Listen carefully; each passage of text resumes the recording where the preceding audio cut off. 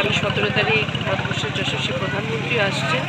দিকে দিকে ভারতীয় জনতা পার্টি উদ্যোগে ঝড় বইছে আমরা বলবো। আপনারা প্রতিদিনই দেখতে পাচ্ছেন আমাদের মুখ্যমন্ত্রী থেকে শুরু করে আমাদের প্রার্থী, আমাদের প্রদেশ সভাপতি যেখানে যাচ্ছেন ব্যাপক উচ্ছ্বাস উদ্দীপনা। আজ 6 আগরতলাতেও সেই উদ্দীপনার কোথাও কোনো রকম কম নেই এবং প্রতিদিন আপনারা আগেও কভার করেছেন, আমরা বিভিন্ন ওয়ার্ডে আমরা পদযাত্রা করছি। পদযাত্রার মাধ্যমে মানুষের কাছে যাচ্ছি, মানুষের আশীর্বাদ চাইছি আমাদের প্রার্থীর জন্য।